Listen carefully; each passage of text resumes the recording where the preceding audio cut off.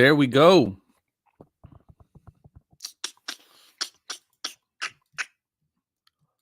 Good evening. Hello, hello, hello. Mic check, mic check. Can everybody hear me? Let's see who all is in here.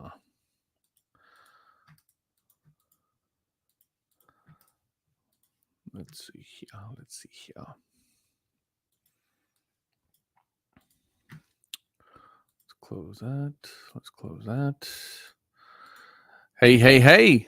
Loud even, he says. All right. Well, let me back off then. Let me back down. What's up, guys? I am happy to be back. Is it true? It's not a live stream that's not associated with any specific person or event. No player, person, or event. Man, they've been killing me lately with that crap. Anyway, we're gonna beat a dead horse here, but I need to pull up. I don't know why I had it in my head that the game was gonna be over at 9:30 tonight.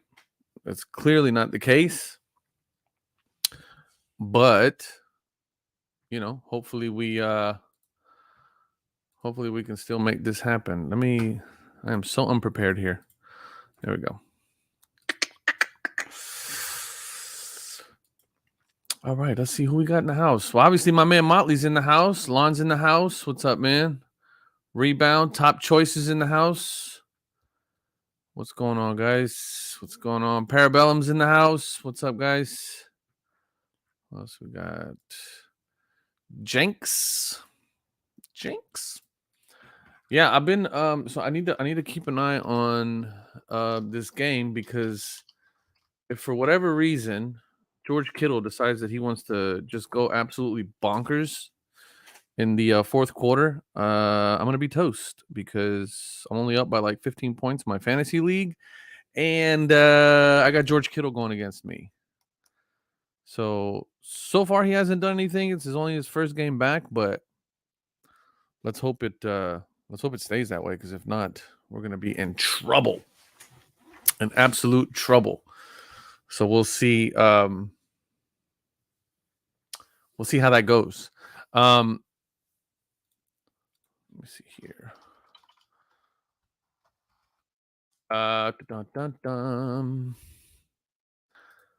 We have. Yep, let's go. Step in the box.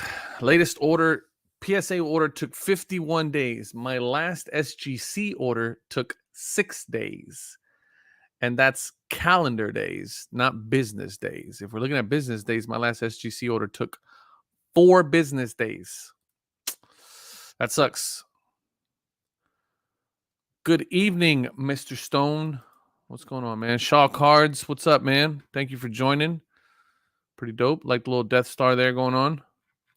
I want to do some more Star Wars content, and I want to get my brother on here to do more Star Wars content, because he is a repository of information when it comes to that. What's up, Ed? Evening, brother. How are you, man? I missed Ed. I missed the last show at Willowbrook. Did you go? Was it any good? I meant to go, and then my kid had a doubleheader. He had another doubleheader this weekend, or today actually. So we'll see what's up. Oh, stream looks good. So the new lighting situation that I have here is all thanks to my brother Christian, who set all this lighting up. It's the reason why I look half decent. I don't look like a schmuck sitting here with terrible lighting. I can't do anything about the glare of my glasses. That's just here's my monitor, so I'm looking at my monitors here. Not really much I can do about that. But what do you guys think about the new lighting? I went back to the side camera. I tried the front facing camera for a little bit. It just wasn't my vibe. So we'll see how this goes. But I think going back to this I feel a lot more comfortable with it for some reason. But yeah, my brother set me up with some lights, some dope lighting. I got a bunch of stuff going on in the background you guys can't see. That was all done by my brother. So shout outs to him. Yeah, I am still working on the walls, still working on this situation back here. I have this idea in my head of what I'm gonna do, but I need to find some vintage basketball jerseys, like old school, like champions basketball jerseys from like the late 90s, early 90s. So I'm gonna start, looking out for those. Because I got this idea in my head of what I want to do, and if it works out pretty good, I think it'll be pretty dope. But yeah, still working on all this business here. Um, work in progress. But I think the angle, going back to this angle, is a lot better. I think the lighting is a million times better. Once again, thanks to my brother. And then it kind of is what it is, So thank you, Tim. Love my Star Wars collection. Only problem is getting stock here. Yeah, that's a problem you guys are going to have going forward. PG, I think just, my buddy Peter out in Australia struggles with the same thing. I think that's where you're from. You're out there in Australia too, right? And he's actually got the worst part of it because he's all the way on the west side of Australia. So he struggles mightily to get to get stuff. Yeah. No, but I'm setting up at the H-Town Card Show. I need to check that out. I checked out the one, I think the second one that they did, the H-Town Card Show. You guys go check them out. HTownCardShow.com, I think. Yep. HTownCardShow.com. If you're in Houston, it's October 15th and 16th. October 15th and 16th. Is that the same as the Dallas Card Show? I don't think so. I got that Niners red in the background. Yeah, I need mine. I got Niners defense, and the person that I'm going up against has George Kittle, and I'm up by 20 points. So I think I'm safe for now. 49ers defense has been getting some pretty good sacks. So they've been doing pretty decent. And then, the score is like 5-7 or something crazy. I think they just got a safety right now when I was watching, but yeah. Trading, what's up, man? Back at it. Haven't done a live stream in a while. Wanted to do one. My schedule has been absolutely ridiculous lately. With my kid being in Little League Baseball. They're on a relatively competitive team, and so sometimes we have to run 2 games on the weekend, sometimes 2 games a day. Last Sunday, that was the case. We had 2 games last Sunday and 1 game today. So we'll see how it goes. I got all my SGC orders back. I did a video on that. If you guys want to check out the grades I got there. And then also I have a pretty big, I consider it big. It was almost $500 grading cost wise, but I got a big order out to CSG, which I don't know what's going on with that one. CSG. I got a big order out to them. I think it's like 27 cards, all PC stuff, which I'm looking forward to figuring out what my grades are there. And yeah, they received it the beginning of this month. Actually, no, like mid this month. So they received it on the 12th. And we'll see when we get it back. Hopefully it'll be a couple weeks more. But pretty excited to see that one just because I mainly 2 things. I want to get my hands on the new cases with the new labels in them. I've seen them online. I've seen a handful at card shows, but I haven't gotten my hands on one really. And then we're gonna go from there and see what's what. But I can still get Topps Finest here in Sydney, but $260 USD. Jesus. Yeah, not good. Anybody getting any good retail stuff? I've been seeing a lot of videos of people hitting retail restocks, and restocks that are like 2 or 3 days out from being restocked with still some pretty decent stuff. I have maybe 3 or 4 Walmarts and Targets like within like 20-mile radius around here. Um, and I haven't seen any basketball product on the shelves at all, which kind of sucks, but um, you know, it kind of is what it is at this stuff. What happened to all the cards on your wall? Um, so I took them down because I was going to rearrange all this stuff going on over here. So I took them down, and then I realized that this is not what I wanted to do. And I took them down because I was going to go with a front-facing camera. Those of you who watch my videos regularly notice the last maybe 3 or 4 weeks, it's all been a front-facing camera. So I decided to switch back to the side view, and then we're going to kind of reconstruct this whole area here. So we'll see what we'll see what goes down. But yeah, that's kind of what's going on there. So sorry about the comment from your startup video from a full frontal. Your flow looks just as good from the right and left. Yeah, so I'm with you, Lon. Yeah, no worries, man. I look, I'm all about trying stuff out and see kind of how it works. This isn't something I do for a living, so I don't do a whole lot of research on it. I kind of just do it, just try it and see what feels good, what feels right. And with the space that I have here in my office and my kind of space constraints, because I share this space with my day job space, you know, um, and then how you would need to light a setup that's full front on. It it didn't really work well from a lighting standpoint. So again, big shout out to my brother who came through and was like, nah, dude, if you want to be lit like you want to be lit up, then you're gonna have to go with a side. It's gonna be the best because that way we can, he can set all this up. So he was able to put all this together. But we went back. I just felt natural this way. So, hopefully next couple of videos starting Tuesday. So Tuesday's video is all gonna be back to this side facing camera, and then we're gonna start adjusting some stuff too. So we'll see what's going on, man. So new CSG labels are nice. CSG has the nicest acrylic of all of them. I never liked the green label, and then they switched to that black label, which I thought was much better looking aesthetically.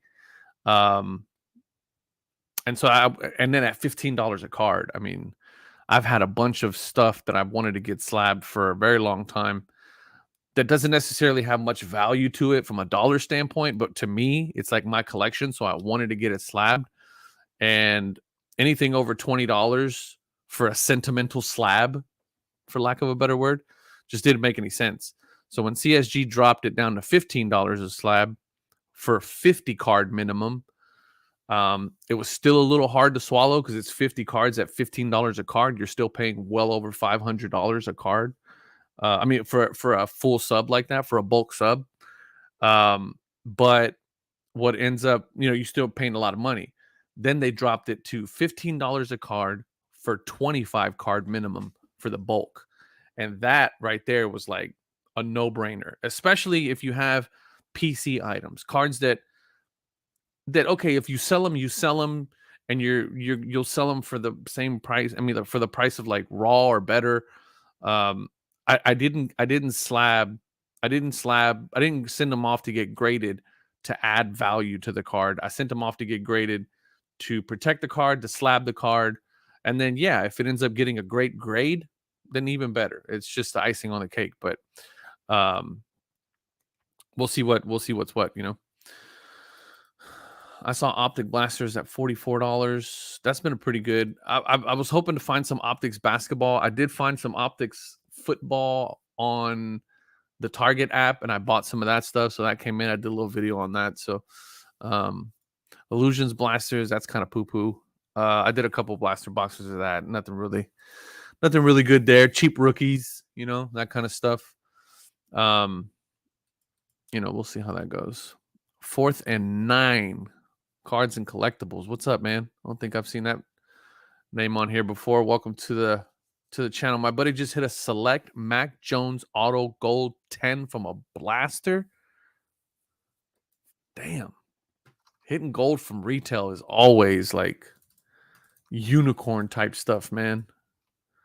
So that's pretty dope. That's a hell of a hit. Oh man, this is ending soon. Oh, that's next. Okay, that's tomorrow. Um yeah, against my better judgment and against financial responsibility, started chasing rainbows again with Shingun. Started chasing the Shingun rainbow. The latest one came in today. This is the um blue etch to 16. So we're back chasing rainbows again. I don't know why I do that to myself, but it is what it is, you know. I don't think there's been any good basketball retail releases in a month or so. There hasn't. And so word around the water cooler is that Fanatics bought the third-party printing company that Panini uses primarily to print football, basketball. They actually bought the company. Like they went in and bought the entire printing company in an effort to squeeze Panini into selling, which is also a rumor that's out there that is already a structured deal and it's just waiting to be finalized, according to Sports Card Radio. Um, and that's been an interesting turn of events. That sounds like some old school mafia type thing where like they just come in and it's like, oh, okay, you print cards. Well, you don't print your own cards. You print them through a company. So we're gonna buy the company because you won't sell to us. You won't sell us your Panini won't sell to Fanatics just yet. So instead, what we're gonna do is we're gonna buy the printing company that you use, and then we're gonna make there's probably contracts in place, but we're gonna make your life a living hell, to print materials. So I don't know. All alleged, right? All rumors. But Sports Card Radio seems to always get pretty good insight and intel, and seems to me like they have pretty reasonable, pretty reputable resources. So when I heard that, I was like, man, that is like some Wolf of Wall Street type business tactics right there. So I thought that was kind of crazy, but anyway, to your point, Michael, is that that's the reason why we haven't seen anything on the calendar past October, in the Panini calendar as far as releases is concerned. So that was an interesting take, and it's just kind of weird to see all that. We'll see how that goes. 4th and goal, somebody says. Well, as long as it doesn't go to Kittle, I'm fine. The moment it goes down to Kittle, I'm toast. But my Padawan 824, love the studio upgrade. Thank you, sir. A lot of lighting upgrades. My brother just came and overhauled my entire situation here, so I appreciate that. Thank you, man. CSG is my favorite grader, most consistent. We're gonna find out. It, original, and I keep wanting to turn back because I usually have my stuff there, but originally I had just sent them 2 cards. Both of them were actually 3. I sent them 3 cards, and all 3 of them were from 1990. One was Hoops, and one was Fleer. And they were Gary Payton rookie cards that I originally sent over there. And I kind of felt like they were a little tough on the grades, but I think I cracked one and sent it out again for regrading, and I think it came back an 8.5, which is exactly what CSG gave it. So we'll see what they do for these other cards. I sent a lot of stuff. There was a lot of modern I sent. There was some autograph stuff that I sent, some thicker cards, some patches that I sent. Anything from ultra modern stuff to like early 90s modern stuff. So it's a good mixed bag of things that I sent over to CSG in this 26 card sub. So we'll see what comes back with all that stuff. Steve Bickler. I got a buddy of mine whose last name is Bickley. So sorry if I butchered that, man. Have you heard about Arena Club for slab, vaulting, and grading? I would love to tell you guys a lot more about Arena Club, but the last video I did on Arena Club, everybody apparently swears that I sold out and that I was doing an infomercial for Arena Club, which I just thought was hilarious. I'm going to have somebody on the show here pretty soon to talk more about Arena Club. because I have been involved with them for a long time. And when I say involved with them, there is no affiliate links. I'm not affiliated with them in any way, shape, or form. They're not a sponsor of the channel. They don't give me any money to make videos for them. There isn't any of that connection whatsoever. But what I have done is help them on the back end when they were doing beta testing for their site. A lot of the trade functionality that's on that site, I helped beta test a lot of that stuff as well. Gave them a lot of feedback on the user interface of the website. Not only myself, but there was several other collectors within the hobby that did that. I think they reached out to over maybe 100 individual collectors, and we're not even talking about like YouTube folks or Instagram folks, but just like bona fide collectors, and got a lot of feedback on their website, which is why I feel like their website is so well built in terms of a user interface standpoint, because they really took a lot of that feedback into consideration when they started doing more and more upgrades and functionality. So um, there's going to be a lot more stuff coming in because you guys will recognize some of the folks that are now part of Arena Club as some of the folks from way back in the day when I first started the channel, when we first started doing lives. Maybe some of you folks already know the backstories to a lot of that. So we're gonna be doing a live, or I'm gonna do an interview with them as part of the podcast, which I'll get to that in a second. Just talking about that kind of stuff. So hopefully we can bring some more of that story to light because I think it's such an amazing story. And we don't have a lot of amazing stories in the hobby that are kind of like this one. So anyway, we'll talk more about that as we get along, but we'll get into it. We're due for PSA dropping their prices again. They said that a while ago that they're open to a fully early fall, just a matter of time. They just went down to, was it $22 a card for bulk? But I think it's like no more than like a $500, $250 final value fee, which is kind of tough. They mainly did that for their registry people, I would imagine. But yeah, I agree. I mean, I think more than a price reduction, I think it's going to be an adjustment to the current restrictions of what is now bulk, which is $22, a minimum of 50 cards, I think, or 50 or 25 cards. Let me see. I'm sitting here speculating when I can be looking it up. See what their bulk is right now. It is grading. Oh, here it is right here. $22 a card. Final value of $199 or less. That's kind of crazy. And 25 card minimum. So while I don't think that they're going to drop prices anymore in the near future, what I do think that they're going to do is maybe open that up a little bit more, right? Maybe open that up to maybe a $250 or less, or maybe a $500 or less. And yeah, maybe drop the price a little bit, maybe get it down to an even 20.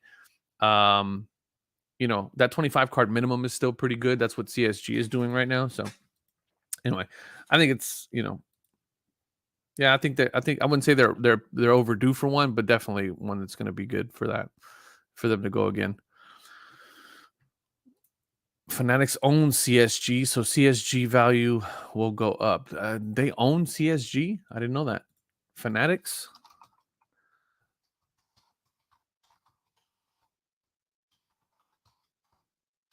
Does Fanatics own CSG?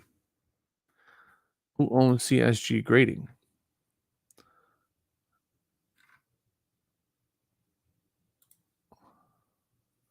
I don't know if they own CSG, do they? It's also updating its grading.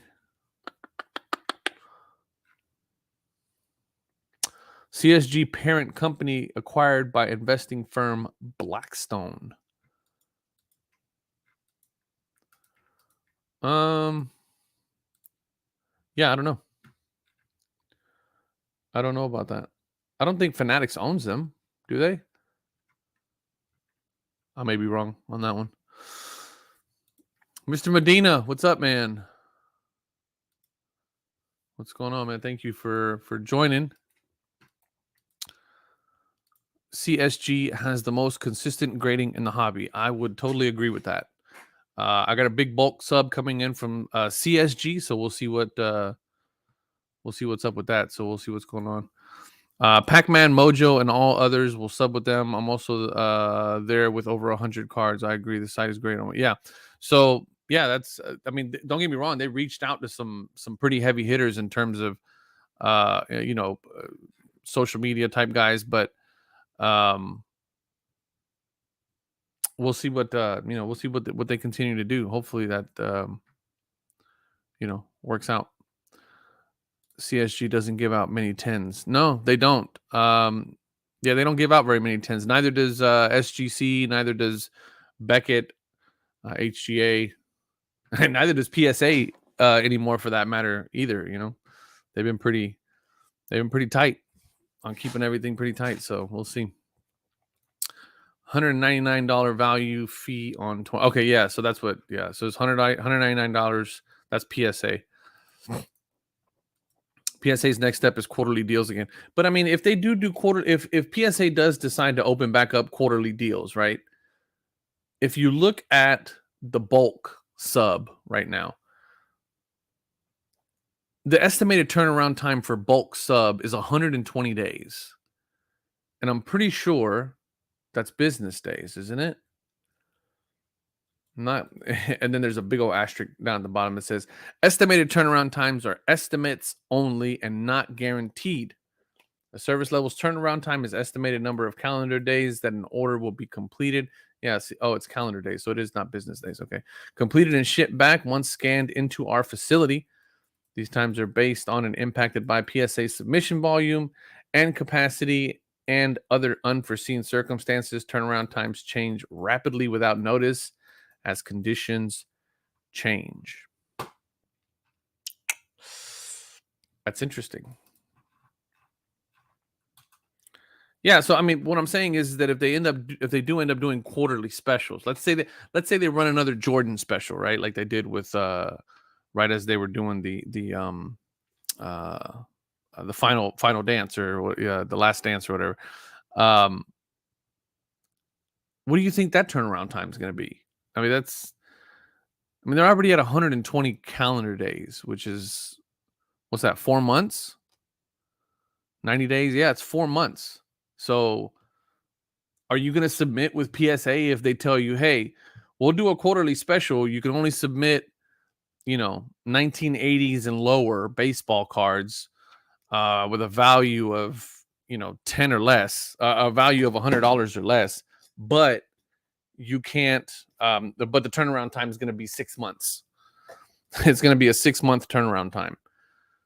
Is that even appealing to anybody? I mean, like, would you submit with PSA if they told you ahead of time that you weren't going to get your cards back for 6 months? That's kind of that's the question, right? Like that's what, I don't know what just happened, but my fantasy just went to 99% that I'm going to win this week, which puts me at 3-0, baby. But yeah. Hopefully they remove the collector club restriction. That's kind of how I feel like that's kind of how they're keeping things at bay at the moment, right? Is because of the collector club. Otherwise, they're not gonna make it.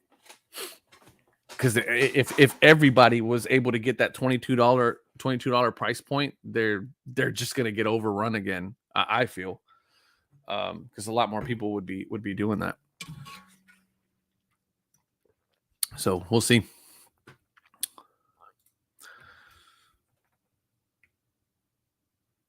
Both tied. Okay, so we're saying Fanatics and CSG, or CSG's parent company, because a lot of people don't realize also that CSG, not only are they a big company, relatively new in the sport arena, but they're part of a much larger parent company that does certifying and, authenticating and grading for everything from coins to magazines to comic books and all that other stuff. So they're a pretty big company. So I guess, yeah, that's what we're saying. Bobo's saying they're both in bed with Blackstone, which is like a big investment firm, right? Yeah, investment firm Blackstone. So what if we were to say Blackstone Fanatics? Fanatics hits $1.2 billion valuation, raise another 320 million. Oh, so they are well. So Blackstone bringing its total valuation to 12.8 million. The leading legs fund Fanatics used the money to acquire more licensing rights, mergers and acquisitions. How much does Blackstone own? So yeah, so they're I see what Bubba's saying. Blackstone owns a huge chunk of Fanatics, and Fanatics and Blackstone also owns basically the parent company that CSG is under. Is an investment, an advisory firm. Sports Blackstone Tactical Opportunity. Yeah. Anyway, so they're both in that mix. A deal for yeah. So yeah, I guess from that standpoint, yeah, we're definitely talking about them being in bed with the same thing. So interesting. PSA doesn't do business days anymore. No, they don't. They do calendar days. I got my $18 national deal from PSA in less than 60 days. So I have a bet going on right now. With my brother. My brother submitted. I don't know what he submitted, to be honest with you. He submitted a gang of cards. I think under that same $18 situation. But his cards, I think he's stuck in like the research phase as well. Let me see. Because we got 2 orders with them right now. Yeah, he sent 72 cards, all Star Wars stuff. Here's what really gets me about PSA right now is that okay, they arrived on August 2nd and they didn't get checked into the system until August 24th. So we're talking about a total of June, July, August 2nd. 1, 2. It took them 3 weeks, 2 weeks. August 2nd. 1, 2, 3. It took them 3 weeks to enter it into their system. And then from there, they're going to start counting the 120 days. And so I made my brother a bet. Well, I didn't make it, right? Because he kept upping the ante on the bet, so he kind of like muscled me out of the bet. I don't think he's going to get his cards back before Thanksgiving. I think that's what I said. I think originally I had said the end of the year, but I was like, nah, PSA can't be that bad. And then I kind of backpedaled a little bit and said Thanksgiving. So I don't think he's getting his cards back by Thanksgiving.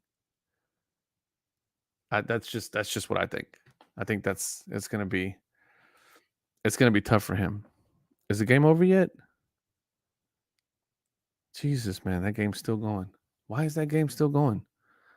Oh man, now we're catching up here. This is not good. Man, if I lose this fantasy football league, it's gonna suck. Yeah, so my brother sent in 72 cards, and we'll see. Date received 8/24 is what is listed, even though they got them on 8/2. So they're kind of 21 days. And he's still in research and ID. So I don't think he's getting his cards back by Thanksgiving. That's just me, though. I could be wrong. I could be right, but I need to go make that bet with him because I don't think they're coming back to him. And he's getting a little bit nervous too because he was pretty adamant that he was going to get him back, but I don't think so.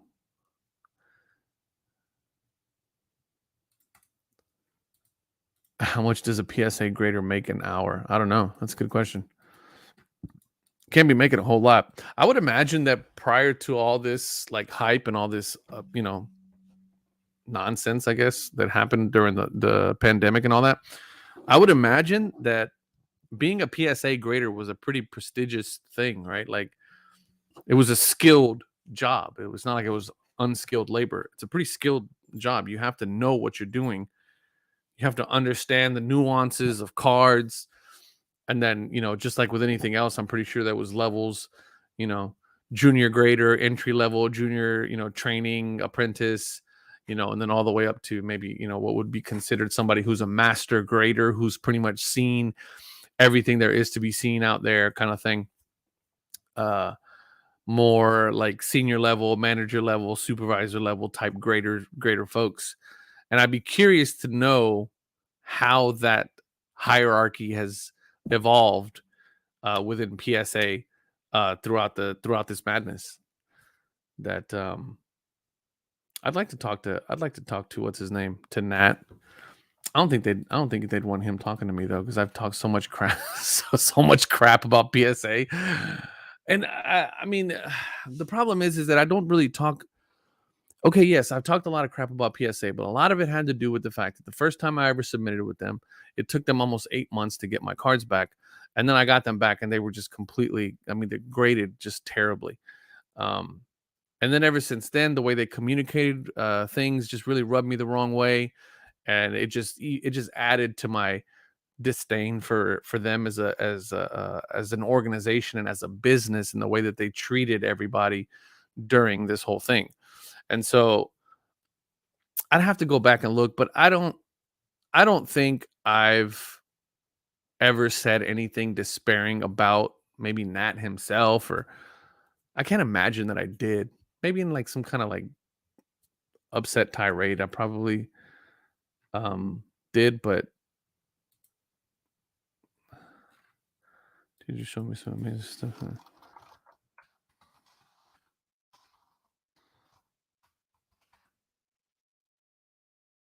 Man, Peter just hit me up. He's like, "Yo, man, somebody's got some pretty crazy stuff for sale."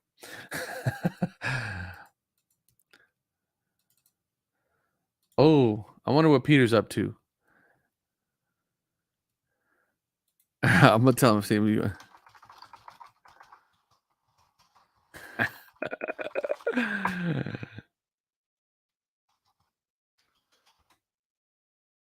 me see if I can get him to jump on the live with me. He says somebody's got some stuff for sale, some amazing stuff for sale. So we'll see what. I hated that they lowered the bug price and then raised the price to 22 after seeing how many cars they got in July. But so I think that was part of the deal. That's part of why they did that. Is they were like, hey, let's bring it down to sub $20 and see what kind of influx we get, because it's going to be an indication to what they're going to have to do, if or what they're going to have to deal with, um what they would have to deal with if they opened up, like, let's say $15, right? They can really, like, if at $18 they were getting 10,000 cards a day, then they could probably extrapolate, that if they were to go down to $15 a card and then open it up to a much broader audience, say not just collector club members, um, you know, like, operationally, what would that look like, right? How many graders would we have to have in order to, um, in order to sustain, let's say, a $15 a card bulk open to the general public, right? I don't know if you guys ever watched like Bar Rescue and like Restaurant Rescue, like those kinds of shows. Typically, what they would do is they would, like, those guys, the Gordon Ramsays, the big guy from New York. I can't remember his name. The first thing that they would do is they would come in and they would go, "All right, let's close the restaurant and then rearrange it, and then we're going to open it to the public for free, right? Come and eat for free." And the reason why they're doing that is because they're stress testing the process of what they're doing, right? And then that stress test gives them so much insight as to the weak points within their processes, the weak points in the kitchen, the weak points at the bar. Is our management doing what they're supposed to do? Are our supervisors doing what they're supposed to be doing to try to run this as smooth? The whole purpose of a situation like that is to literally break the process and find out where those weak links and those weak links within the chain are.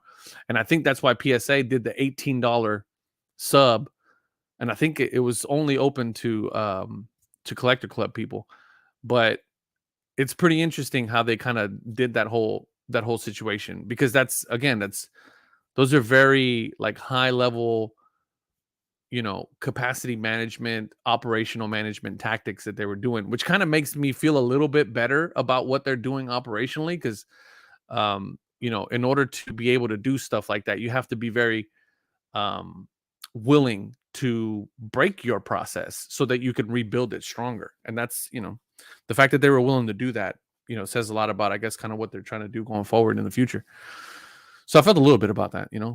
Yeah, exactly. Juice, a proof of concept, that, yeah, they can handle 18. So, maybe an additional 20% bump in workforce, and then maybe, some square footage space, whatever the case may be. They could handle $15, and then they can do some figuring, some forecasting, some extrapolating and stuff like that to figure out what it would take for them to actually be able to sustain $15 a card bulk service open to the public, without pissing off a lot of people, right? And go from there. All right, so my man Pete said he's on daddy duty, so he's not going to be able to join. It would have been dope to have him on. Yeah, so it's it's one of those things, man. We'll see what happens. Peter has been asleep at the wheel. SGC should have dropped a while ago. Now CSG is turning out more. Here's the thing about that. I would agree with you normally, Vintage. And I do actually. Let me rephrase that. I do agree with you. However, I did have some conversation with some of the SGC folks, some of the folks over at SGC. They set up at the Dallas Card Show. I got to meet a lot of people in person that I've interacted with before. And after getting over like the initial like high of meeting everybody, right, and shaking hands, and instead of text messaging and phone calls and all that stuff, yeah, I just got down to it, and I was like, hey man, when the hell are you guys going to drop your price, man? I mean, SGC's at $15, PSA's at 22. You guys are still stuck at 30. And it's, it got pretty interesting. It's a 1-point game. Parabellum says, crap. Listen, man, as long as Kittle doesn't get the ball, that's all I care about. They cannot throw to Kittle. If Kittle scores a touchdown, I'm hosed. Like, for real. If Kittle scores a touchdown, I'm hosed. I'm screwed. I'm up by like 9 points. But that's only because my defense is holding them to under 12 points or 15 points or whatever. But if Denver scores, I think I'll be fine, actually. We'll see. Anyway, yeah, SGC is doing really. I mean, there's really no reason for them to change the price point if they're continuing to get cards at the $30 price point. And if they're continuing to get enough action at the $30 price point, it's because people care about that 5 to 7 business calendar day turnaround. People are valuing that turnaround time because they're so burned by what PSA did. And let's face it, what PSA is continuing to do, right? There's still 2-3 months, turnaround times. So a lot of people, I think, continue to value the one thing. If there's anything that SGC is standing out, through, is this idea that if you send them your cards, you will get them back quickly. And again, if PSA has yet to drop their prices, I can only imagine that even at the $30 price point, or at the $25 price point, because here's another thing you got to remember, and this is a good point. I want you guys all to really, really pay attention to this. SGC does not charge you to sub with them. Okay? PSA charges a membership. CSG charges a membership. Okay? SGC does not charge you a membership to sub with them. So what does that do? If you want to take advantage of a lower price point, you have to have a membership with PSA. Right? You have to have a membership with PSA. And if you don't have that membership, then you can't pay the $22. Okay, but with SGC, you're not going to pay the 22, and you're still going to be 2 or 3 months out. But if you find a CSG submission bulk sub or group sub that they do business with, you can get in at $22, $23. I think it's like $25 for a group sub. You get with a company like gotbaseballcards.com. You get with a company like Bobbles and Ball Cards. Those guys are submitting hundreds and hundreds, even thousands of cards a week. And you can get that $25 price point and still get your cards quicker, even though it's got to go through a second set of hands, than you ever would going to a PSA at a $20 price point after paying for your membership fee. So there's no reason for SGC. Now, if you got onesies, twosies, then forget about it. SGC is the way to go, right? You're at a $30 price point. You're going to get your cards back in a week, calendar days, maybe even less. The grading's going to be consistent. The slabs look great. I just don't see a downtime. I don't see a downside to any of that. And a lot of people really think that SGC should drop their prices, but I just don't think they should. They have no reason to. They have something that is special, something that stands out among all of the grading companies. And that is the fact that they can get you your cards back in a reasonable amount of time. Nobody's doing that. No upcharges either. That's a damn good point, Fourth. No upcharges. I have never been upcharged. They screwed up one of my cards badly. Actually, one of my man Peter's cards badly. They made good on that. They called me immediately and said, hey, man, we reviewed all the pictures. You're absolutely right. We know exactly where things went wrong on that card.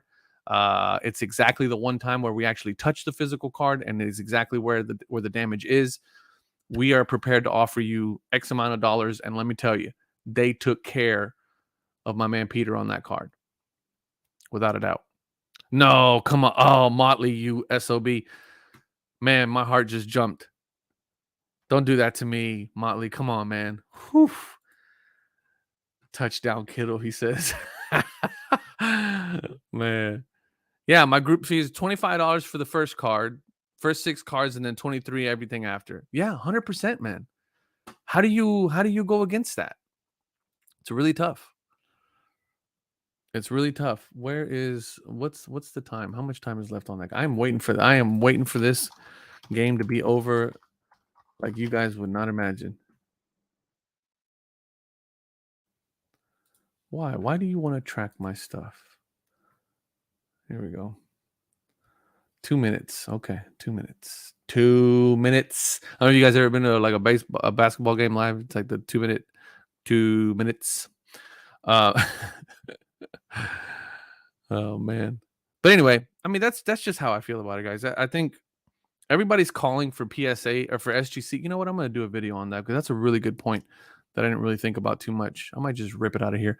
But I just think there's something there. There's something to be said. And I honestly feel like the market of folks who want their cards graded, they're placing a premium. They're placing a premium on on turnaround times.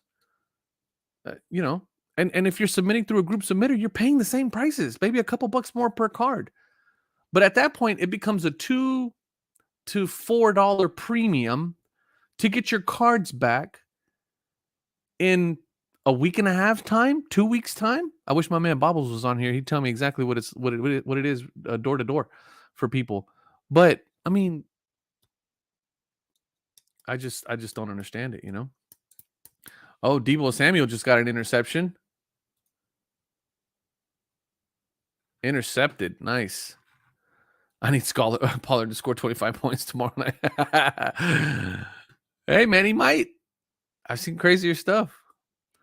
Yeah. Deebo with the interception. Actually, that's not good. That's bad for me because that means that the 49ers got the ball back. I do not need George Kittle to touch that ball. Let me see if I can pull it up live on here. I do not need George Kittle touching that ball.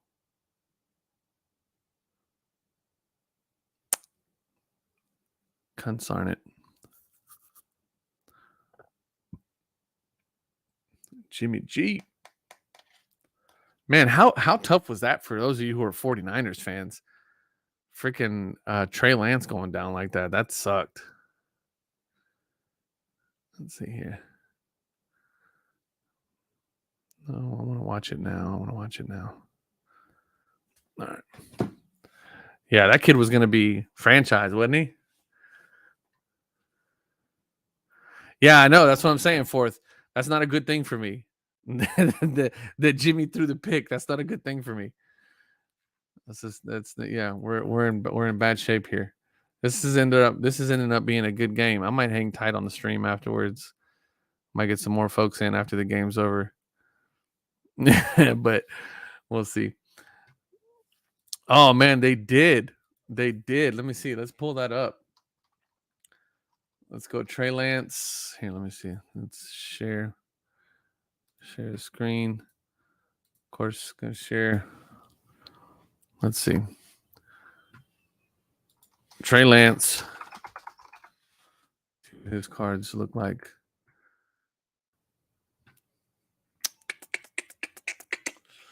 So if we look at Prism for 41 last 7 days, 41% drop.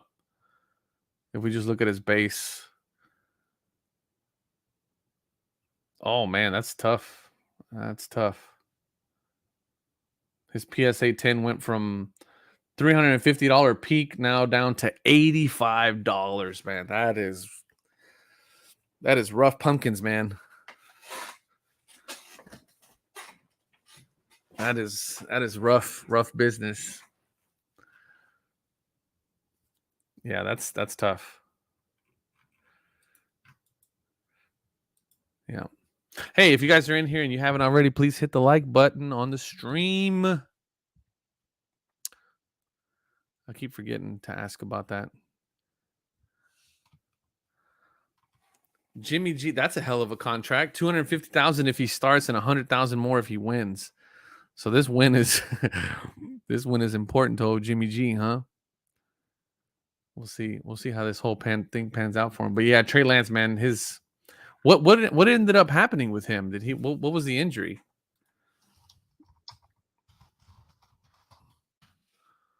What was it? Trey Lance tore 2 ankle ligaments. Oof.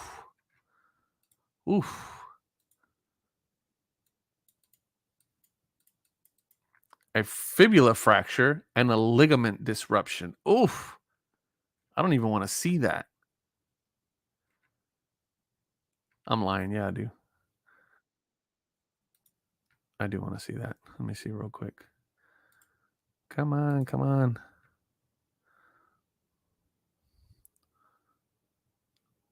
Oh. No, that wasn't the injury.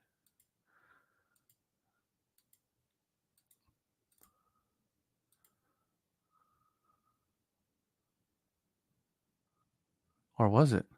Yeah, it was. Oh, his ankle was, yeah. Okay, so what happened? He tried to get back up. But, oh, yeah, you can see it was all twisted up. Oh, maybe he's running on adrenaline. Oh, that's not good. Okay. I don't want to watch that. Oh, yeah, that's pretty bad. He probably tried to step on it, and then that's when he realized, oh, this is not supposed to bend like this. Anywho. Yeah, that's not good. Yeah, that's pretty bad. That broken ankle was bad. I don't know, Lon. I just saw that injury, buddy. That's pretty nasty. Down goes Jimmy G, baby. Let's go. Broncos defense coming in clutch.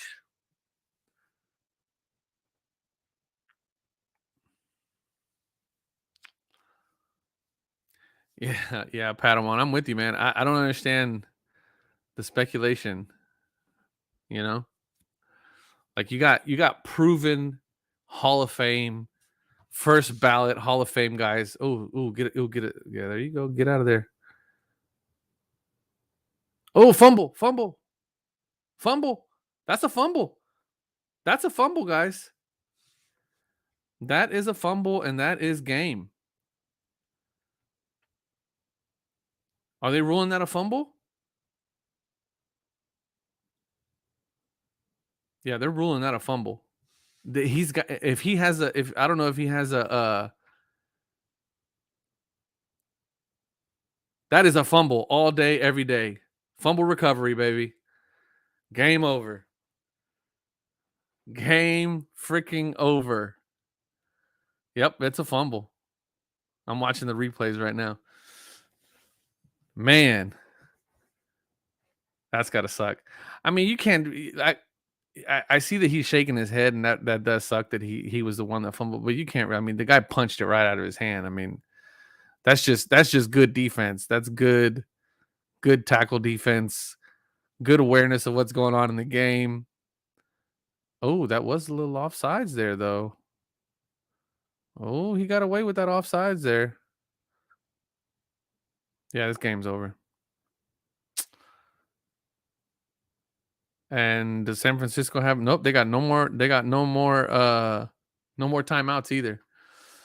Yeah, unfortunately, Juice, that's those are my guys, you know. I'm pretty high on Mills, but I didn't get to watch the game today cuz like I said my son had a doubleheader little league games, but I didn't need to see it. I knew what was going on. And when we lost it in the way that we lost it, it just made sense. I was like, yeah, that's pretty typical. That's pretty on brand for the Houston Texans to, lose by a field goal after being up in the game. But, what are you going to do? Those are my guys and I ride with them no matter what. I'm not going to jump ship, I'll take the beatings and, one of these days, maybe the organization will get their head out of their ass and, draft some good players and pick up some good free agents and we'll actually be a competitive team. I think Mills is a pretty serviceable quarterback. I don't think that we're going to win despite him. I think we're going to win. If we win, it's going to be because of him. And we add some good receivers around him. We already got pretty decent running back, and we'll see. Yep. So that's it. That's game. Oof, man. 3-0, baby. 3-0 in my fantasy league. I love it. Let's go. That's it, baby. Game over. And I left 50 points on the bench because I had I didn't play Devontae Smith and he had a monster game today. And I didn't play Tyler Boyd and he had a pretty decent game today too. So I think I did pretty good.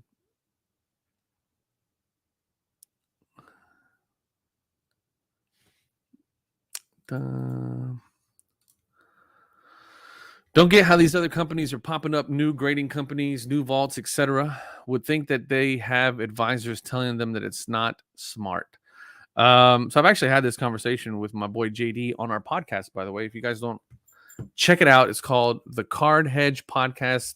It's available on SoundCloud and on Apple. It'll be available on Google Podcast here this week. But anyway, yeah, I agree. It's you would think that they would be advised against doing so because of the card market being relatively fickle, and not being a good time in the card market to be doing new stuff like that. And I would normally agree for just your run of the mill grading companies. I'm not a financial advisor, but I certainly would not be investing any kind of money in a new grading company right now. But and kind of the same goes for vaulting, right? But one of the things that Arena Club really has going for them is this marketplace that they put together where you can actually trade. And if you think about it, prices going down, right? Prices are going down right now. There's a lot of people who invested a lot of money on the high end buying cards that they can't move now without taking a bath on them, right? So the next best thing would be to trade. And their website facilitates that function specifically, right? Where you can actually trade your cards. And then they have, this new, the grading report card with all the transparency of the high resolution images and all that stuff. And then they actually were pretty smart about the fact that they opened up their marketplace to vaulting anything: SGC, PSA, CSG, you know, all the major players. You can vault with them and you can trade with them online. They have their own blockchain to make sure that everything happens instantly and it's all secure and all that stuff. So they're not just a regular run of the mill vaulting company. They have some additional functionality that allows you to do some stuff there. So while I would normally agree with you, Vintage, that like, yeah, now is not the time to buy or build or start a grading company or a vaulting company. I would argue that what Arena is doing is a step above that. And yeah, so that's kind of what that's my thoughts on that. Took me 1.5 years to fully heal. What were we talking about, Bubba? I broke my lower leg bone and two ankle bones and completely tore off all my ankle bone and dislocated my ankle. It was Jesus, Bubba. Let me guess. Based on what you just wrote there, I'm gonna say it was a motorcycle accident. Tell me if I'm wrong, Bubba. I'm gonna say that right there, what you just said right there, sounds a lot like a motorcycle accident. Either a motorcycle accident or a horse accident. I'll probably put my money on motorcycle accident or a really bad car accident, which sounds pretty gruesome either way, but that's tough, man. That's a lot. Jesus, man. And it took a year and a half to fully heal and still have a rod in my ankle. Yeah. Yeah, that's I was watching that video where Trey Lance got hurt. That's pretty bad, man. I don't I mean, I feel bad for the young man, you know? He had a lot of promise, but eesh, it's not looking too good for him right now. Well, you and yeah, I feel you. Uh I feel you, Juice. I just I don't know, man. I was a pretty decent decently big Oilers fan, and then they moved to Tennessee. It kind of broke my heart. And then we got a new basketball. So when we didn't have football at all, I was a big Ravens fan. I was a big Ray Lewis fan, Ed Reed fan. You know, I still follow them. I don't follow them as hard, but there's still a team that I keep my eye on. As far as when my Texans are just complete garbage. But I can't do it. If I have a hometown team, I'm a hometown guy. And if I had to describe my collecting style, I'm a hometown collector, right? I buy Rocket stuff, I buy Texan stuff. And if I was more into baseball than I am, because I'm not that into baseball. I'm a pretty casual baseball guy. If I was more into baseball, I'd be pretty heavy on the Astros, and that's what I collect. That's what my collection. If I had to pick like a collection style, that's kind of where I'm at.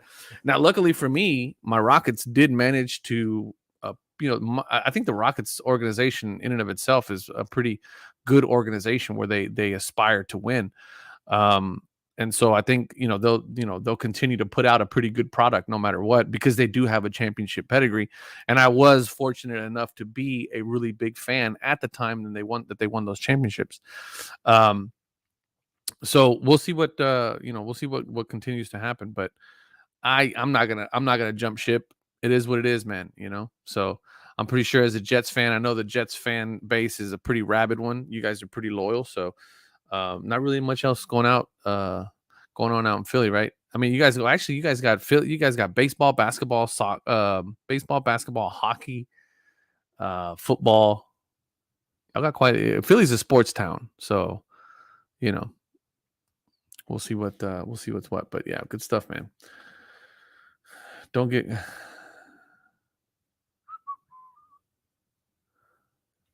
don't get how these other companies are popping up. New grading companies do vaults. Oh yeah, I already talked about that. My bad. Oof, man, that's tough. Now you're kind of bionic now, right?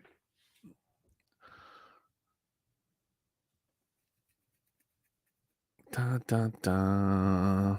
All right, I officially.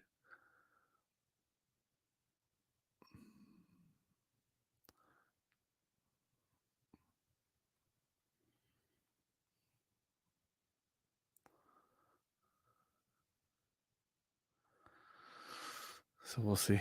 Um, yeah, all that, man, from a slip and fall. You must have landed on that ankle pretty bad. What's up, Elon? My man. Shingun in the Euro basketball. Yo, let me tell you something. Let me tell you something. Let me tell you guys something about Mr. Alperen Shingun. If I mean, you could still probably get in on him relatively cheap right now, relatively cheap. But I think his Prism Silver is in the $30-$40 range, I think. $20. Okay, here's another thing about this year's Prism. Both football and basketball. They are completely crap in terms of centering. If you can find a well-centered example, buy it. I don't if it's a rookie, it's a silver rookie, good centering, buy it because they're so bad. The centering is so bad. And I literally walked around the Dallas Card Show for 4 hours, handled and saw maybe about 2 to 3 dozen Davis Mills rookie cards, and all of them absolutely horrible centering. I picked up 2 that were half decent. Actually, I picked up 4 that I sent off for grading. One of them, I don't know what I was thinking sending it off. It was clearly off center. Um, but one of them was only one came back good centering. And that goes the same for Donruss as well. I mean, but Prism, just complete garbage in terms of quality control. Uh, Jake says, I'm actually watching Ripping Hoops. Man, they're so bad. So bad.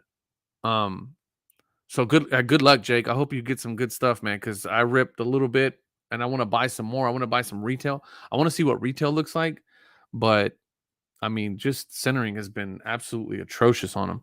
Um, so I mean, even with centering issues, they're bringing in a pretty decent number. Man, this one actually looks pretty good. Nope, that one's bad too. There just isn't there isn't they're all bad, man. They're just all bad. Here's another one. Centering's off. And they're so bad that you can see them. It's clear. I mean, the design, the way that they designed them, you can this one's okay top to bottom, but left to right, it's just a train wreck. There's just there isn't anything anymore. Like this one here. That one there is actually pretty decent. Top to bottom is off though. You see how small that is? You see how small this is right here compared to this? This is way thicker than that. And that's what I'm saying. This year's, at least the design is allowing you to see it right off the bat, right? But even the backs, I mean, the backs are so bad. Look how bad this one is. So, like, this one's bad top to bottom, pretty decent left to right. But then if you look at the back is completely off left to right.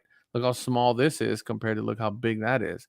Look how small this is compared to look how big that is. So they're just so bad, man. I mean, the quality control from Panini has been horrible this year, absolutely horrible. Which sucks because if I want to find a couple and send them off to get graded and try to get a 10, centering is going to be the one thing that is bad on all of them. So I'm definitely buying singles. I mean, I'll rip some stuff just for the fact of rip, just to rip. But you know, cracked ices are cool and the colored ones. Yeah, I mean, they're great looking cards. I mean, I think general consensus in the hobby is that, the premier card to have whenever you want to collect a certain player to have his rookie card would be a Prism Silver. Prism Silver and a PSA 10. That is like the holy grail of having that guy's rookie card. But I mean, let's face it, nobody's getting 10s with centering like that. And it's just bad. See, look, this one. Here's another one that would have been great. But look, left to right looks pretty decent. Top to bottom is horrible. And this one left to right is no good. Skinnier here, fatter here, skinnier there. Actually, top to bottom on the back on that one's pretty good. But top to bottom here is horrible. big, big, small. Side to left to right is pretty good, but that's not getting a 10. That's not getting a 10 anywhere. And yeah, and in this case, I want to chase some. I want to chase a 10. I want something that's going to come back and get graded really well. And centering on all these is absolutely atrocious. Same goes for football. Football was the same way too. I couldn't find a decent. That's a nice one right there. That's a cool looking card. I like that. Rookie selections. Anyway, let's see here. What was I looking for? Here we go. This is the variation. Yeah, look at that. Look at that centering. That is horrible. Left to right is just off. Top to bottom, decent on that one. But again, look at this. Look at how fat that is. Look how skinny that is. Just bad. Absolutely bad. Padawan says you might get a PSA 10. Yeah, you're right about that. It's depends on what they hit on the dartboard, right? They're gonna go, yep, pop PSA 10. All right, give me a PSA 10. Let's keep it moving, you know. So bad, so bad. Buy what you like, folks. Buy what you like. I might just pay the price for a Prism Shengun Silver PSA 10. I wonder what the pop count on this is right now. What would the pop count be on Shengun Silvers PSA 10? Let's see if we can't find out what that is. Anybody want to make a guess on the pop count of a PSA 10 Alperen Şengün Prism rookie card? PSA 10. PSA 10 pop count. What do you guys think that would be?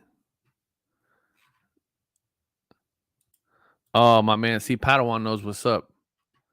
Padawan knows what's up because that's exactly what I'm thinking. Mini Jokic. 2022. Okay. No, that's Prism.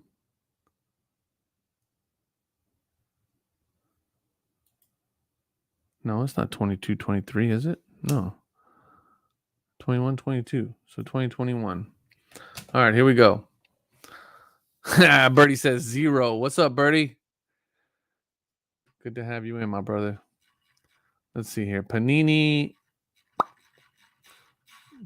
Prism LMNOP. Panini Prism. Here we go. What number was sold Shinguizi? Let's see. And I mean, listen, guy, I'm still buying them. Don't get me wrong. Look, like this one was such a beautiful card. Horribly centered. But I bought it anyway because it's a Prism Shengun auto. Let's see. Nope. I don't think I have any here. Nope, I guess I don't. I was gonna see what number Shengun was. But we can just look up Shengun.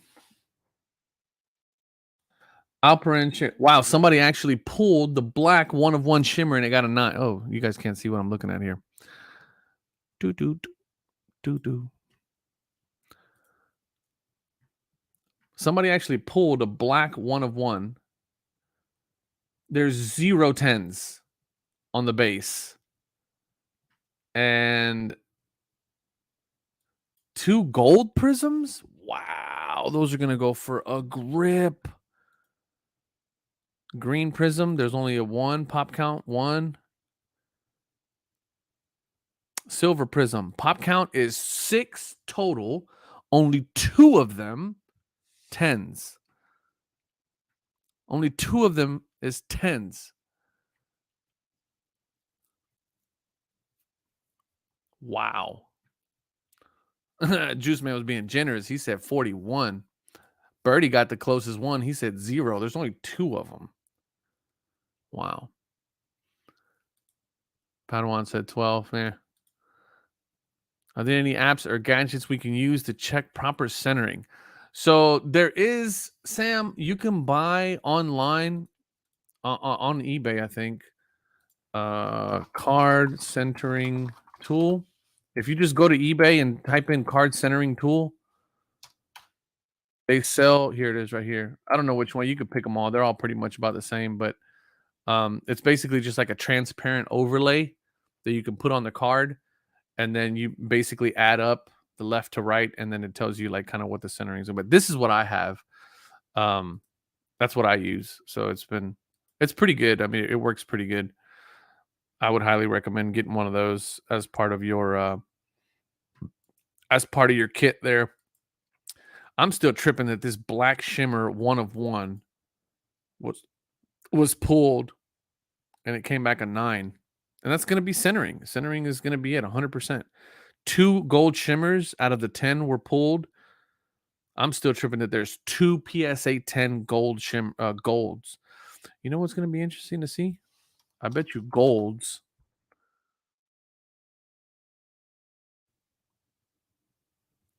Yeah, look. So Jaden McDaniels gold. Looks like gold prism. Those are 9s. Gold shimmers. Nah. Yeah, no, they're all bad. Yeah, so there's only 2 of them out there. We'll see. We'll see what's what. Yeah, there's only 2 of them out there. My man Shaw said 53. Man, there's not even 53 that are graded, bro. I think it's 318. Yeah, I don't even think the total pop is 318. So base cards, there's none at a PSA 10. Base card, there's none. Black shimmer, there's 1. They pulled a black shimmer, which is dope. Gold, I'm still tripping that there's 2 gold PSA 10s out there. I would love to get my hands on one of those. Yeah, there's not a lot out there. Silver prisms, there's only 6. Only 2 of them were good centering. I don't know. Who knows, man? I might just send mine in. Screw it, and see what they come back. I might send them to PSA just because.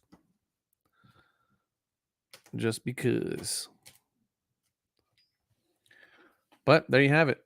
Only 2 PSA 10 silvers. Only 2.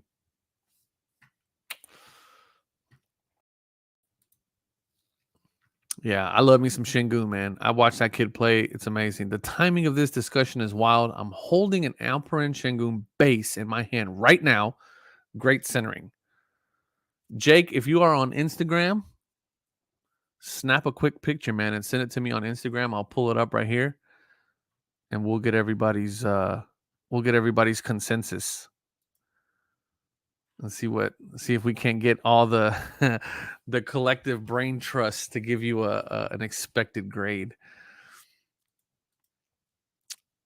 How do you feel about 2022 Topps Pristine Baseball recently released? Sam, man, I appreciate the question, but I know zero about baseball product. I wish my man JD was here. He would be he'd be the one to talk about that because he is a baseball freak. And I'm a basketball guy. 100% a basketball guy. So I wish I had more comment for you on that one, buddy, but I just do not. Shingun was 99 percentile in passing among bigs last year. They need to run the O through him next year. I completely agree. And based on what I've seen in practice runs and what I've seen in their summer league and their trainings and all that stuff, that is exactly what they plan on doing. And I cannot wait. I cannot wait for the pick and roll game with him and Green and him and Smith. It's just going to be a great year for Rockets basketball. And I'm not even talking about in terms of winning percentages. I'm just strictly talking about from a pure basketball game standpoint. If you enjoy the game of basketball, The Rockets last year were a great team to watch. Very exciting, young players, bunch of young Thundercats out there just running around. And I think this year they're going to be even better because we got Jabari Smith. You can't go wrong. You can't go wrong with watching a few basketball Rockets basketball games this year. Do yourself a favor. If you are a true basketball fan, a fan of the sport, as I am, chef kiss basketball this year. Chronicles 2022 basketball is also out, but in hobby form. Interesting. Let's see what that looks like. I'm trying to see what that be like. The America. He said she was wrong on Monday. Back. I'm trying to see what that be like. Oh, it is out, and it's not sold out, which is interesting that it has not sold out yet. How long has this been out? How long has this been out? I might have to buy a box in hobby form.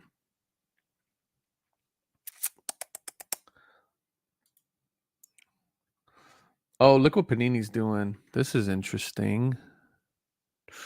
Doom, doom, doom, doom, doom. Look what Panini's doing. They're trying to do like the Fanatics, um, the card, like the trading card. How big is that trading card? Vinyl figure is approximately 4.5 inches tall. Approximate dimensions of the protective case are 7.5 by 10.5. So this is a pretty big card. So they give you like an oversized looking card, and then a Funko Pop. That's interesting. Very interesting.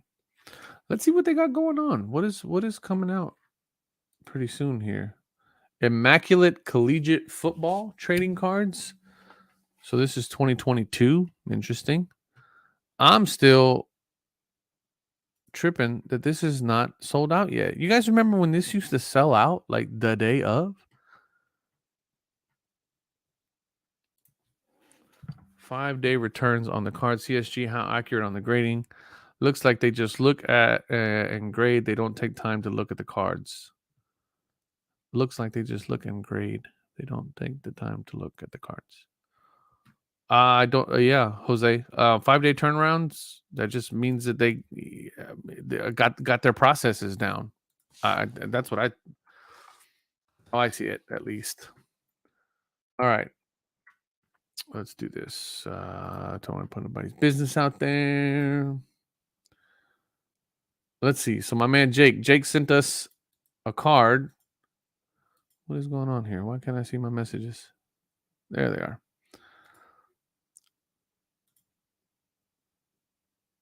Accept Carlin Cards.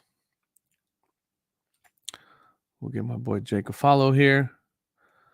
All right, boys, let's take a look at this. I need everybody's grading minds on this. What do we think? What are we thinking? Centering does not look bad. It is a little off top to bottom, though. Yeah, you see how fat this is right here and how skinny that is right there. So you want to look at the bottom of this in comparison to the edge of the card and the top of that in comparison to that. It's not bad, though. Here's the problem with PSA is that they're going to give you a 9 and not a 9.5. But this may fall in the send me a picture of the back, Jake. Send me a picture of the back. Top and bottom. Yeah, I would say that the top and bottom is not that bad. It's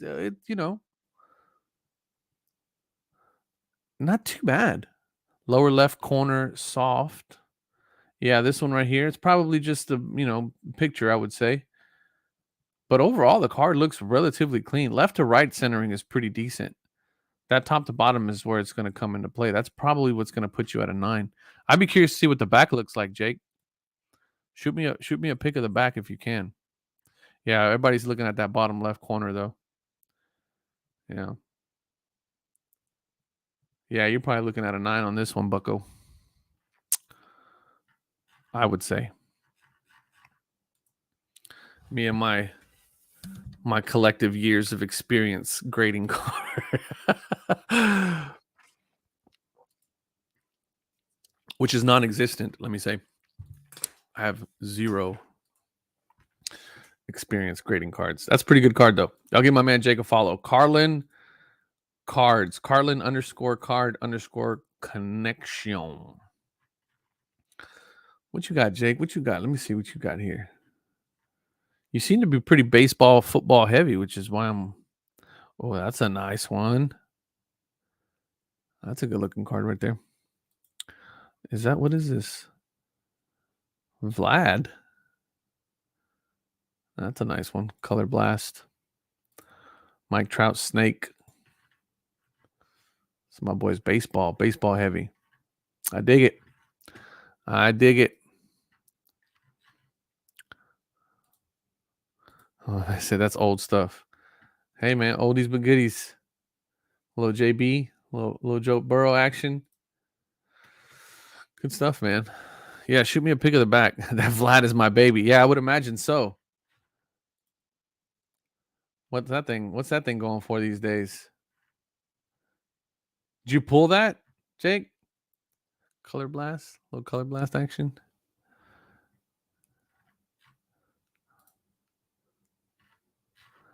Comment above for the... Wait, what? Somebody said something about the gold Shingun? Please don't tell me somebody has it. Oh, here it is. PSA 10 gold was listed for $999,000. Buy it now. Offer accepted at $72. Shit. That hurt. $7,200. But see, that's the thing though, right? Are we going to see PSA 10 prices on these cards just start going sky freaking high because PSA 10s are so hard to come by because of the horrible quality? I think so. I would say yes. Oh, yeah, buddy. Jake, that back is going to kill you, brother. That back's going to hurt you. It's going to hurt you. Yeah, that back's going to hurt, Buggy. That centering is bad on the back. So you're probably, poof, yeah. I'd say that 9 is probably going to be where you're going to be at, buddy.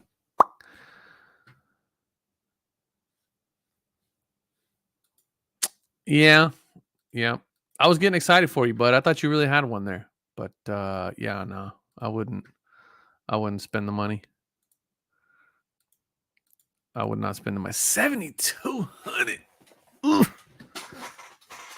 That hurt. That hurt my head. That hurt my head. $7,200. Nope, no thanks. Is the Rudy T at PSA? It is, Birdie. That one, along with 2 other Elijah ones that were on card autos, they're all over there right now. So we'll see. We'll see what they come back at, man. As long as pops are low, costs will be high. Investors are starting to focus on that. It's the new real estate. Man, if we're talking about pieces of cardboard with grown men playing basketball on them, the new real estate, we are in trouble. Trouble. You can't get... That's a used Toyota. That's right. My man Juice knows what's up. I'm looking for a pickup truck right now, and $7,200 will buy you a pretty sweet pickup truck right now. That is $7,200. Good Lord. Global's in the house. What's up, my man? Everything is good on this side of the hemisphere. Hope you're doing well out there. Yeah, that's bad, man. I'm still tripping that this Panini Chronicles is available. Ultra rare, hobby exclusive, base gala insert is what you get on these things. 6 packs per box, 8 cards per pack at $2.99, and nobody's buying it. What is it selling for on eBay? It's got to be less than that, right? 2021, 22, Panini Chronicles.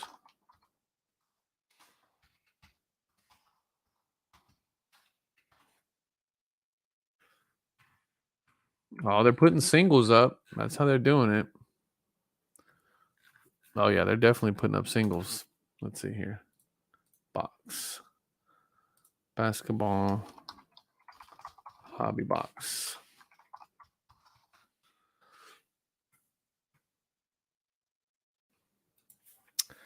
Oh, come on, Bucko. Somebody's trying to sell this for $3.29. Ain't nobody buying it for $2.99 on the website, buddy. Oh, look, here goes. All right, now we're getting somewhere. And now we're getting somewhere. Factor. Look, this guy's he's just selling it. He's selling it on an auction, trying to get his money back.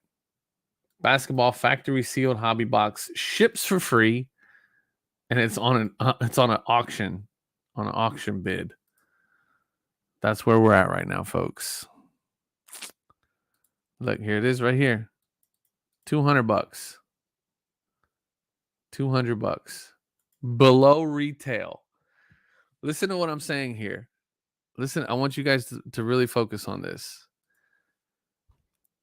Panini basketball hobby is selling on eBay below retail.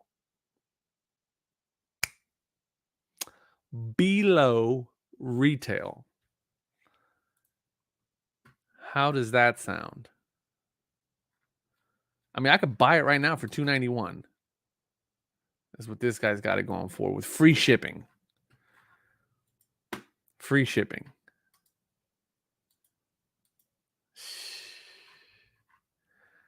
That is where we're at, guys. Barry said, "Congrats on the new podcast." Thank you, sir. I appreciate that. Appreciate that. We got a little bit of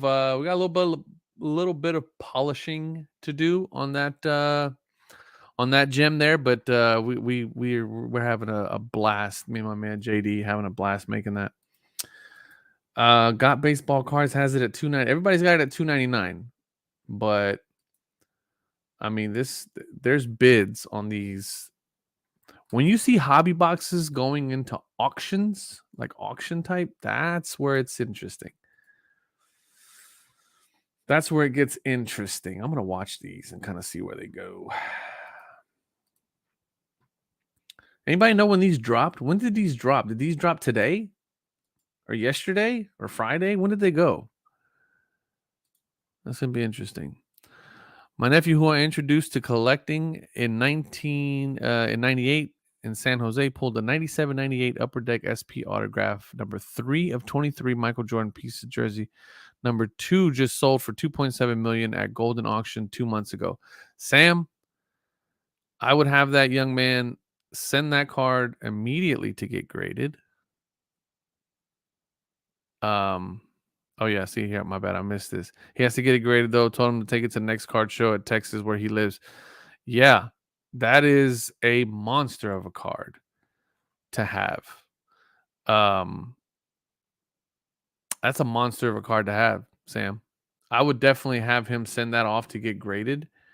I don't know if Golden would take that card on consignment and then cover.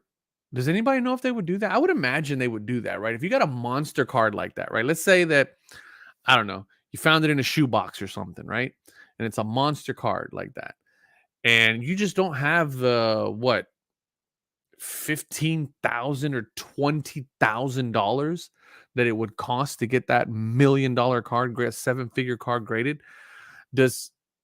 If you were to consign that with Golden, would Golden cover the grading? Like if they were to say, hey, this is a monster card, we'll send it off to get graded for you. We'll cover the grading expense and then just recover it on the back end.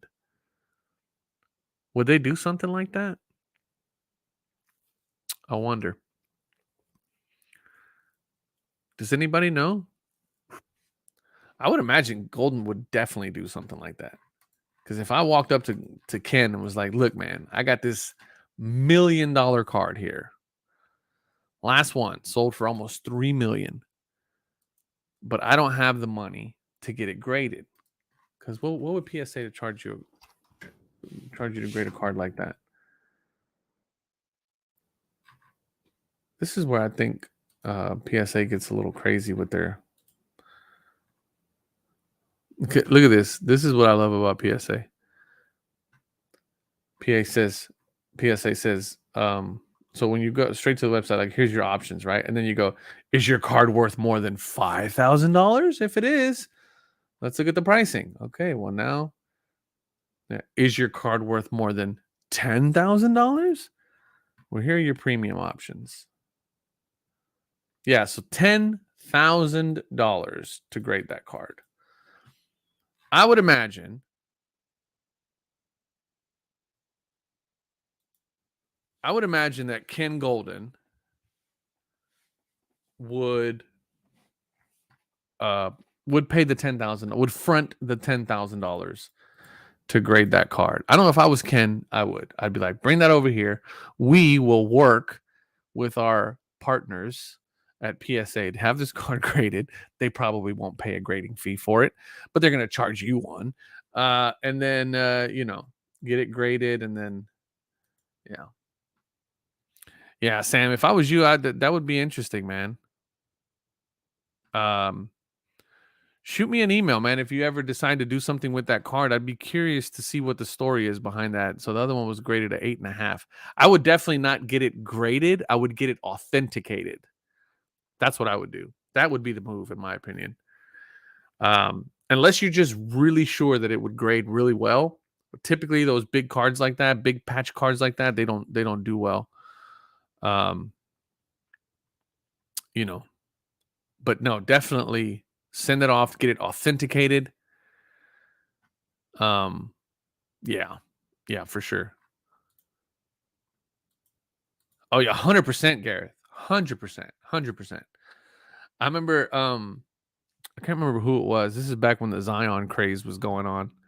I want to say that it was Run Good Life that hit the like the 1 of 1 black Zion as he was ripping. He hit like a black 1 of 1 Zion, like Contenders or something like that.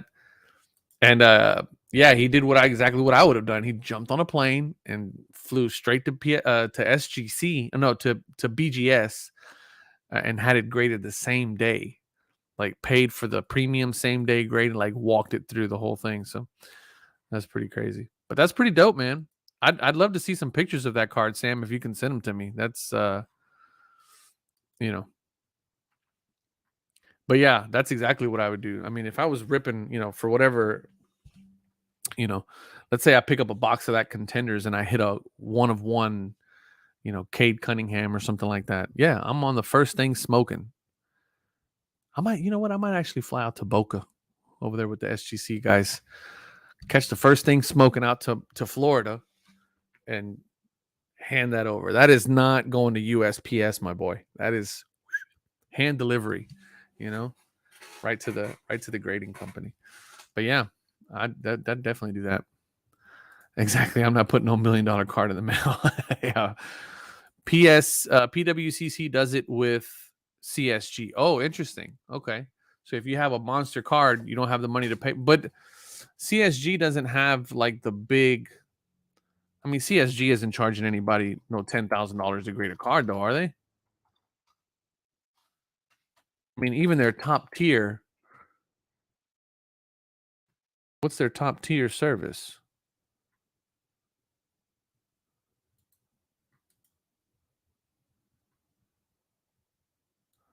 Oh, shoot. Okay. So for CSG, the way that works is unlimited walkthrough service.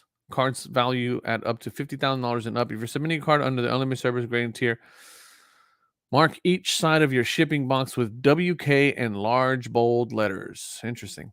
but it's $150 plus 1% of the final market value.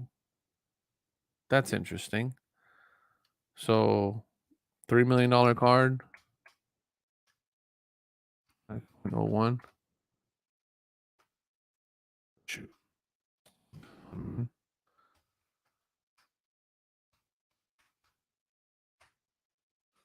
Dang, you're paying $30,000 to grade that card if it's a $3 million card. That's nuts. That is nuts. That's actually more than PSA. Goodness gracious. Yeah, I'd definitely go with PSA on that one, Sam. Anyway, pretty dope, man. I'd like to see some pictures of that if you have them. You can email them to me or send them to me on Instagram or something. I have insurance for my cards. I should add that to my right. Yeah. Yeah. Do you have possession of that card or does your nephew? Because that's like I said, that's a monster card. Run Good Life. Yeah, I watched some of his videos. He's got some pretty good. Like I like watching his like the break videos that he does with new product. He's usually like the first one to put his videos out. Him and what's the other guy's name? Pac-Man. I watch both of those guys for like new releases. They usually get their hands on her. Get their hands on them pretty good.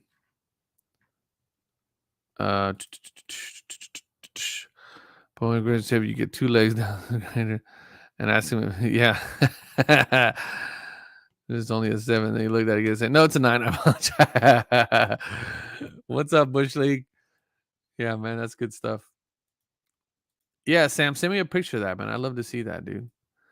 We have the money. He just sat on it, and I told him his parents put it in the vault and leave it there. He was only 24 at the time. Thank God they listened. Oh man, that is some solid advice there, man. Yeah. Yeah, that's yeah, $3 million, man. It's not a whole lot of money these days, but it's definitely give you an advantage on getting started in life, you know? 3 mil.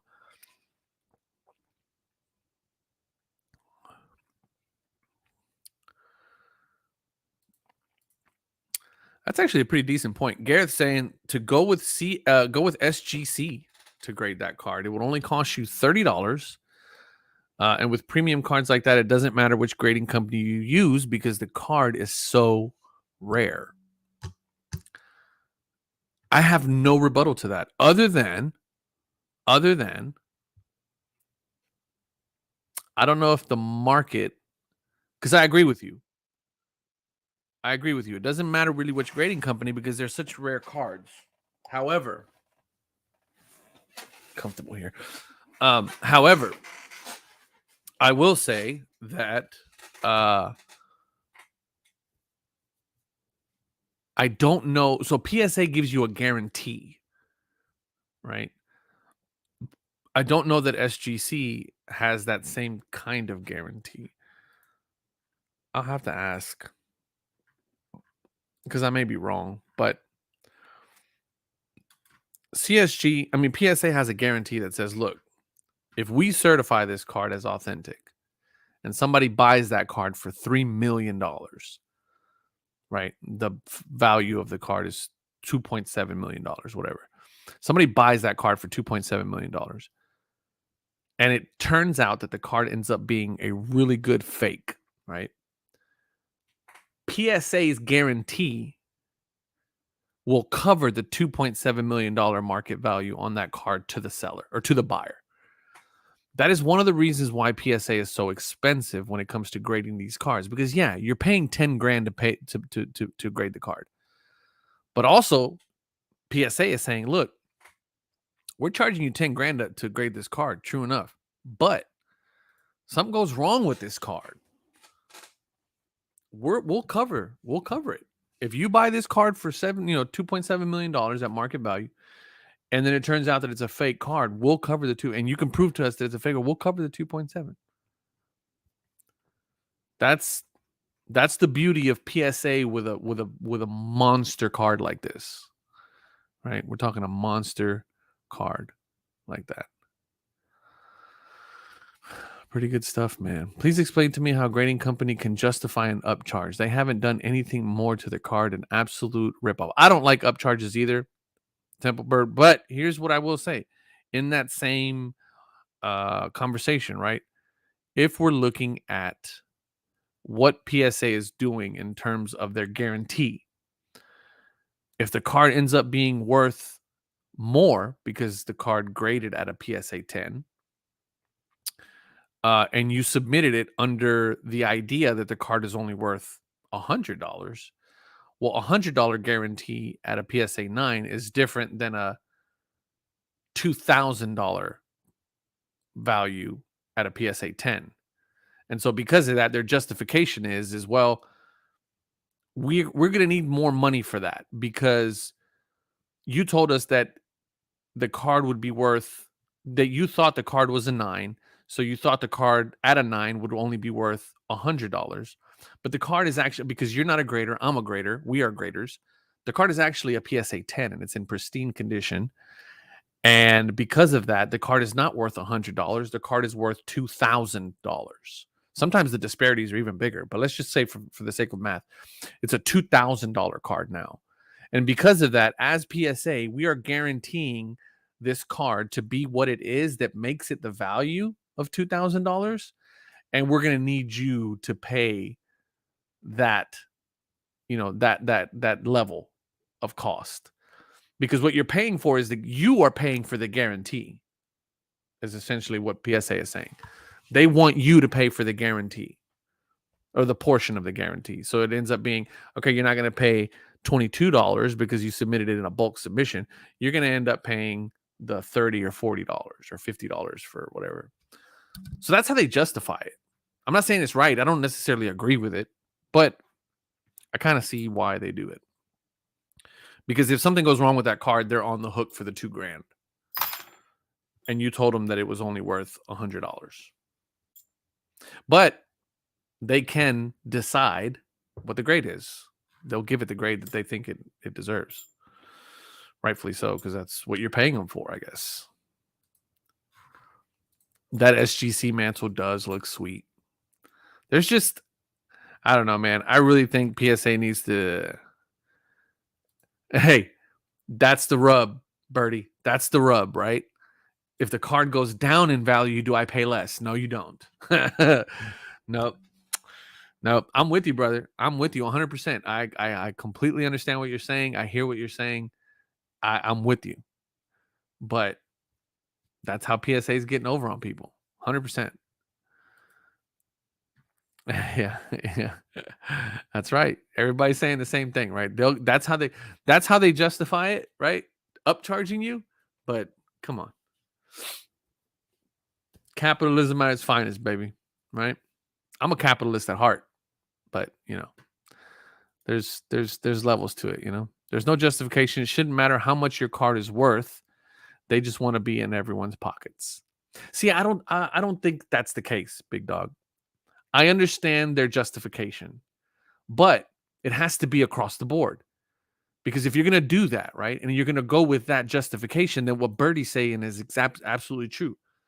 Hey, how about I submitted at a $50 tier because I thought the card was a 10 and it was going to be worth $2,000, but it's a 9 and it's only worth, $100 now. Can you bump it down from the $50 that I paid you to the $22 bulk and give me my refund? They're not going to do that. That's what I have a problem with, is the inconsistency of the standard, because it goes one way. It doesn't reciprocate, right? That's the issue. I see why PSA upcharges. But if you're going to go with that logic, then downcharge me when it doesn't get the grade that I thought it was going to get. When my Shaquille O'Neal Beam team, I submitted it at a $50 that covers me up to what, a couple $100, up to $1,000, right? It covers me up to $1,000. Came back a PSA 7 because you got some googly-eyed grader over there that gave it a 7. And now it's worth, $20. Well, send me the $50, the difference between $50 and send me my $20 back. It just doesn't work that way, unfortunately. And that's what I have a problem with, is the inconsistency of the standard. But they don't. Yeah, everybody said the same thing. Should be no tiers of the value. The card should have nothing to do with the grading fee. That's one. Yeah, that's one. Yeah, I don't agree with that, big dog, because of what PSA's guarantee is. But yeah, here's a gripe of mine. Does PSA have an upcharge scale value from here to here is X amount so much versus the value of the charts? Then they charge $600 extra.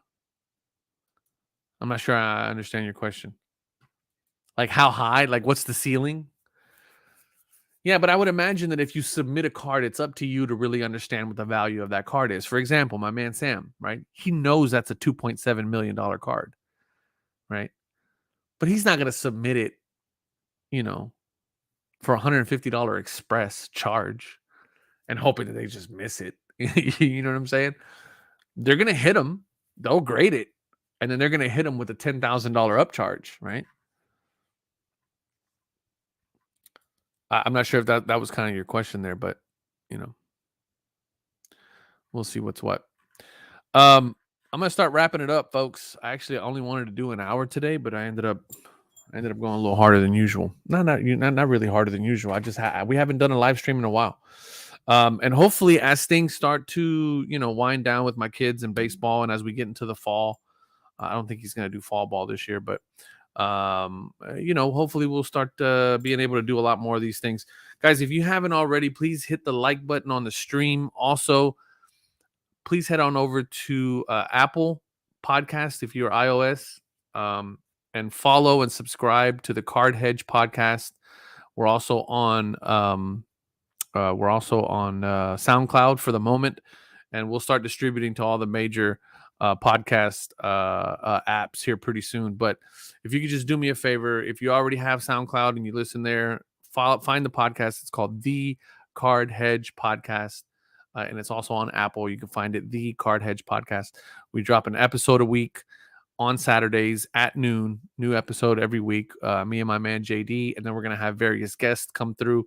My man JD is feeling a little under the weather, so I might have to bring in a sub this week. But if you guys can just do me that favor and subscribe to that podcast. If you listen to the first episode and you got some comments for us, please leave a comment, share it, all that good jazz. We only did one episode so far, but we're polishing this thing up, and we'll be hitting our stride here pretty soon. But yeah, and then if you haven't already, hit the like button on the stream, hit the subscribe. If you haven't subscribed to the channel yet, we got a lot of stuff coming out. As I've partnered up with the Card Hedge guys, a lot of folks just chomping at the bit to jump on and come chat with me, and we got a lot of content coming up with them. So stay tuned.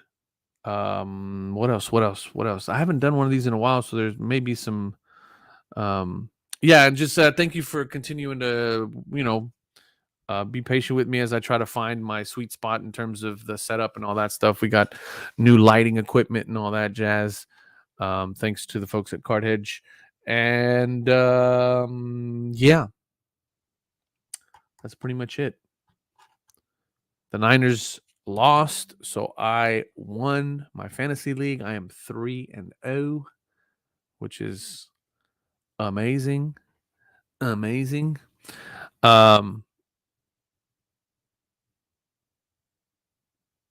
Yeah, good stuff.